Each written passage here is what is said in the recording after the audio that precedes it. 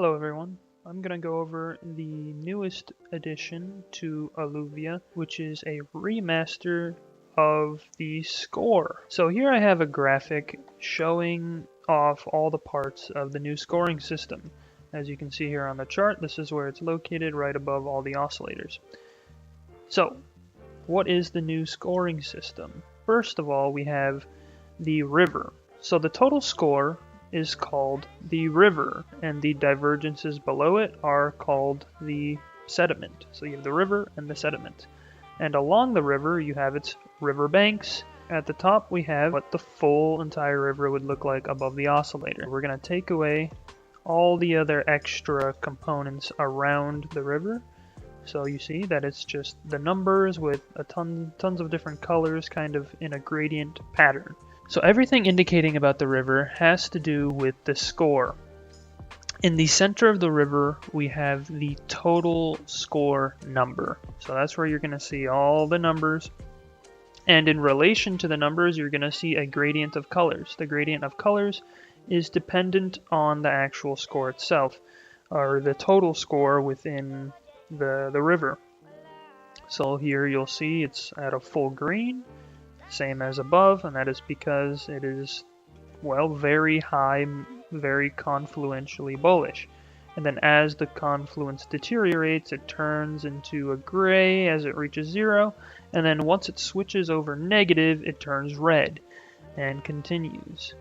So that's how the main part of the river is formed. It's just based on the total score, and its color helps you easily identify how thick the confluence is on that part of the river. Now the river has these two lines on the sides of it, both on the top and the bottom. I call these the riverbanks. The riverbanks are actually a subset of the score. So the score has been divided into two categories, fast and slow, the indicators that are more macro and slower, and the indicators that are faster and more micro. So the fast part of the river is the inner bank of the river. And it just is a line, and so is the slow river is also just a line, but you'll notice how different they are. They share the same code when it comes to coloring, so they turn gray and then flip green, or turn gray and flip red, and they kind of gradient into each other depending on confluence. You'll notice one is a lot larger, it's slow, it's macro, and one is a lot shorter, it flips a lot more often. So the fast score has to do with the inner bank, while the slow score has to do with the outer bank. This is what I mean. When the score is in the middle, you have the inner bank, which is basically hugging the score line. It is quite literally just hugging the score. And then you have the outer bank, which when the score is in the middle, you'll see that it's nice and gapped in between. It's because, if you look at the top, you have these two lines. The inner bank is the fast score, the outer bank is the slow score. When you combine the two categories of the score together and you get the total score with all the indications, you get the river in total. Below the river, you have what are called hyper indications. Hyper indications are simply just, hey, there's a lot of confluence on this candle. It's very similar to how there's like a full red versus a not full red. The difference is to help indicate in between the already full red colors.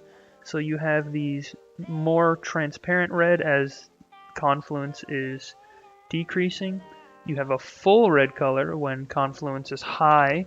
If confluence is continuing to increase while it's already maxed out on the color, it'll start printing these hyper indications. And these hyper indications actually even get bigger themselves depending on how confluential it is, and it's simply just looking at bigger or smaller dots underneath. That's just showing you more confluence than just being fully bright. And then of course you have the alluvial sediment below the rivers, which just indicate divergences, and the divergences stack nicely into these sediment deposits.